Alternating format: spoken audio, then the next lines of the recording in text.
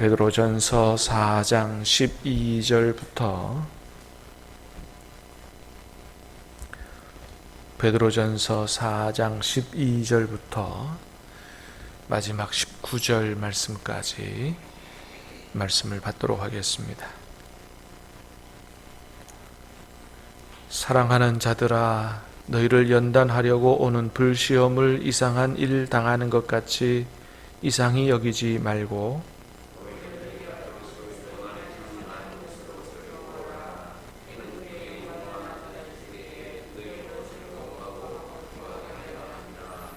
너희가 그리스도의 이름으로 치욕을 당하면 복 있는 자로다.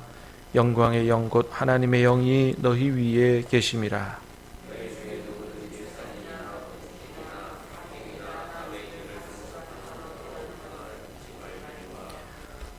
만일 그리스도인으로 고난을 받으면 부끄러워하지 말고 도리어 그 이름으로 하나님께 영광을 돌리라.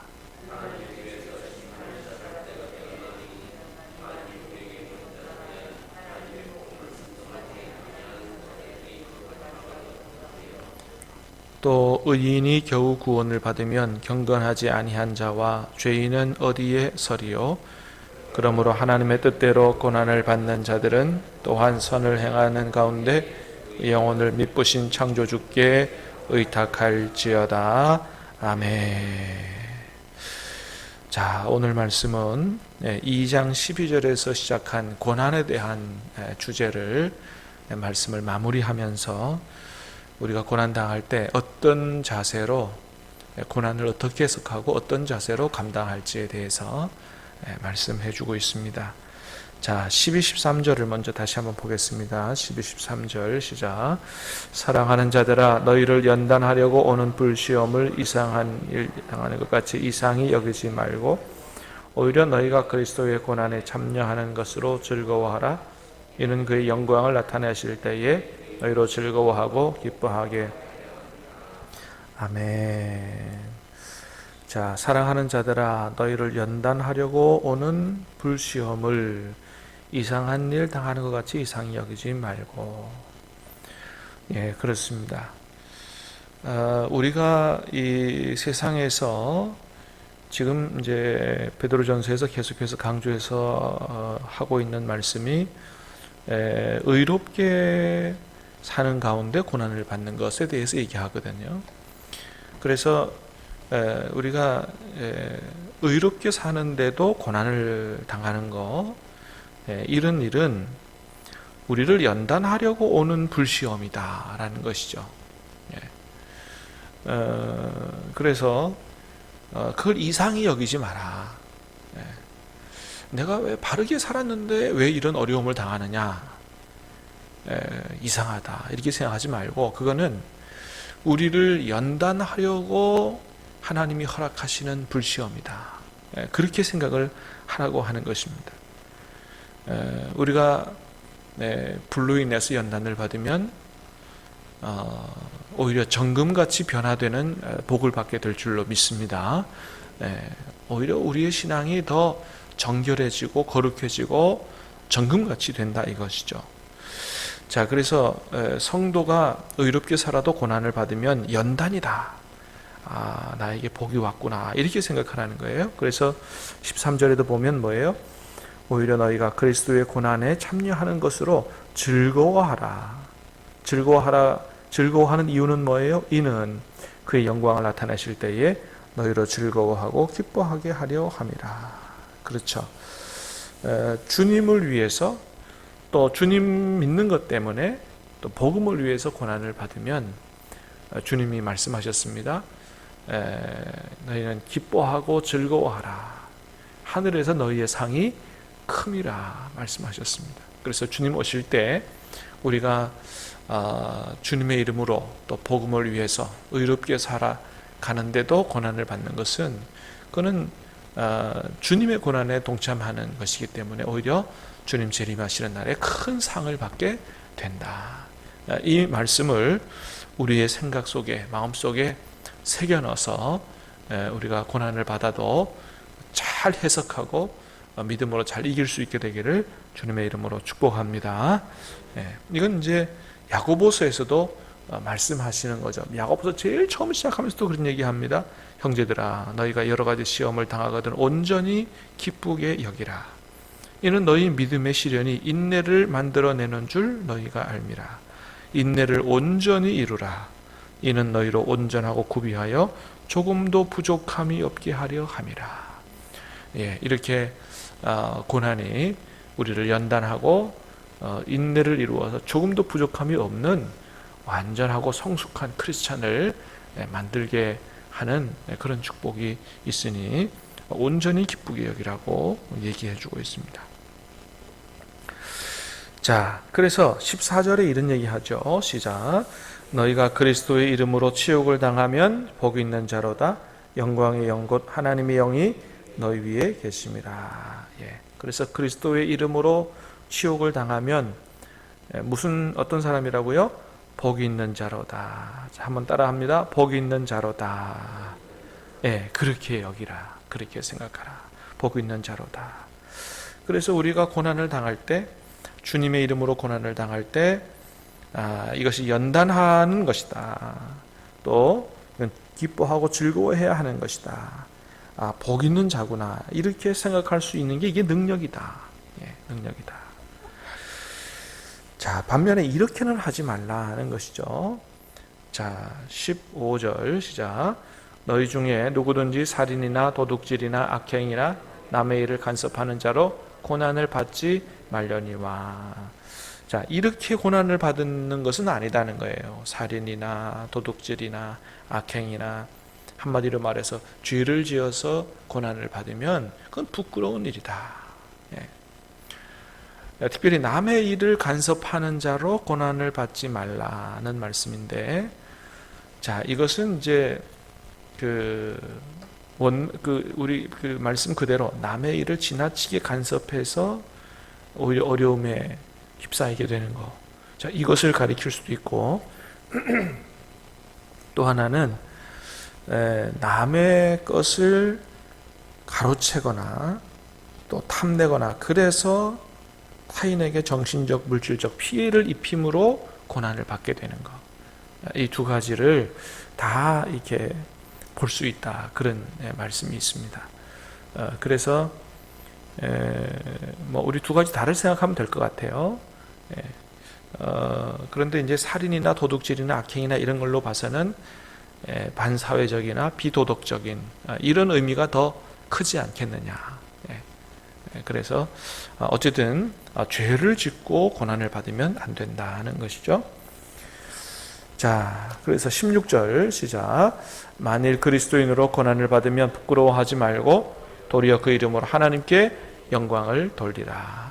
그리스도인으로 고난을 받으면, 내가 죄 짓는 것 때문에 고난이 아니고 그리스도인으로 고난을 받으면 오히려 하나님께 영광을 돌리라. 부끄러워하지 말라는 것이죠.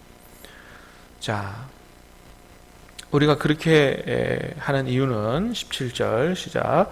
하나님의 집에서 심판을 시작할 때가 되었나니 만일 우리에게 먼저 하면 하나님의 복음을 순종하지 아니하는 자들의 마지막은 어떠하며. 자, 하나님의 집에서 심판을 시작할 때가 되었다. 하나님의 집에서 심판을 시작한다. 이런 사상은 구약에서부터 줄곧 있었습니다. 에스겔서에도 있고요. 그리고 구약 성경 우리가 통해서 잘 아는 것처럼 하나님은 온 세상을 심판하시는 분인데, 열방을 심판하시기 전에 먼저 하나님의 백성인 남북 이스라엘을 심판하시더라 라는 걸 우리가 보게 되죠. 자, 그래서 에스겔서에도 보면 하나님의 성전에서 심판을 시작하고, 하나님의 성전에서도 나이가 많은 사람부터 시작하라. 왜냐하면 그만큼 책임이 크다 이거죠. 그래서 마지막 때도 그렇게 될 것이다. 성경에, 우리 신약 성경에도 잘 나타나 있습니다. 그래서 교회 안에서, 하나님의 집은 신약 안에서는 이제 교회를 얘기하는데, 교회 안에서 심판을 먼저 시작한다. 이거는 교회 안에 있는 진짜와 가짜를 구분해낸다. 그런 이야기라고 할 수 있습니다. 자, 마태복음 7장 21절 잘 아는 말씀. 누구든지 주여 주여 하는 자마다 다 천국에 들어갈 것이 아니요 오직 하늘에 계신 아버지의 뜻대로 행하는 자가 들어가리라 그랬습니다. 그래서 입술로만 주여 주여 하는 사람이 가짜는 걸러낸다는 거예요. 주님을 주님으로 진짜 믿은 사람은 주님의 말씀을 순종하고 살게 되기 때문에 진짜 믿음은 믿음으로 구원받지만 믿음은 순종과 다른 게 아니다는 것이죠. 자, 그 마태복음 13장 그물 비유에서도 마찬가지입니다. 자, 그물로 고기를 잡았어요. 근데 그물에 걸린 고기를 다 가져가는 게 아니고 어떻게 해요? 좋은 것과 나쁜 것을 구별해낸다 그랬습니다. 그래서 좋은 것만 가져간다. 그게 바로 이제 교회 안에 들어온 사람들을 구별해낸다라고 볼 수가 있는 것이죠. 그래서 우리는 절대로 그저 교회만 다니는 이런 사람 돼서는 안 되고 진짜 믿음을 갖는 사람이 돼야 된다라고 하는 것이죠. 천국 혼인잔치에도 마찬가지입니다. 천국은 혼인잔치를 여는데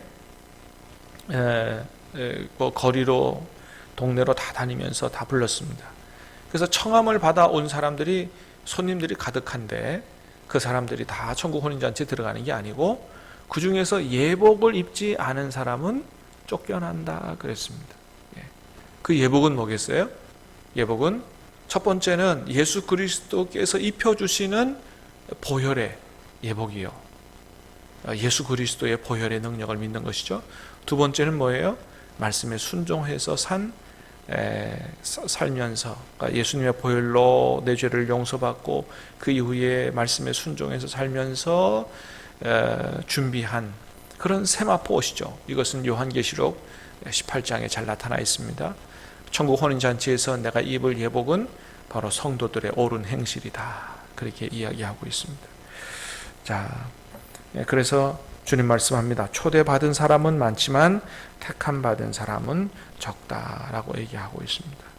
사랑하는 여러분, 저와 여러분들이 다 마지막 심판 때에 서게 될지라도 예수 그리스도의 보혈로 또 그 말씀에 순종하는 우리의 정결한 삶으로 얼마든지 하나님 앞에 너는 내 자녀다 인정받고 영생 천국으로 들어갈 수 있게 되기를 주님의 이름으로 축복합니다. 자, 19절 말씀 시작. 그러므로 하나님의 뜻대로 고난을 받는 자들은 또한 선을 행하는 가운데에 그 영혼을 미쁘신 창조주께 의탁할지어다. 자, 그래서 우리는 어떤 고난이 와도 우리는 그 고난 때문에 믿음을 버려서는 안 되는데 하나님의 뜻대로 고난을 받는 자들은 또한 선을 행하는 가운데 그 영혼을 미쁘신 신실하신 하나님께 의탁해야 된다. 그래서 순교도 우리 각오해야 된다라고 하는 것이죠. 예수님처럼 예수님께서 십자가에서 돌아가실 때 그 영혼을 아버지 하나님께 의탁하셨죠. 아버지여 내 영혼을 의탁하나이다. 아버지 손에 의탁하나이다. 우리는 부활과 영생 천국을 믿고 우리의 모든 것을 주님께 의탁하고 끝까지 믿음을 지키는 주님의 뜻대로 살아가는 저와 여러분 될 수 있게 되기를 주님의 이름으로 축복합니다. 기도하겠습니다. 은혜로우신 주님 감사합니다.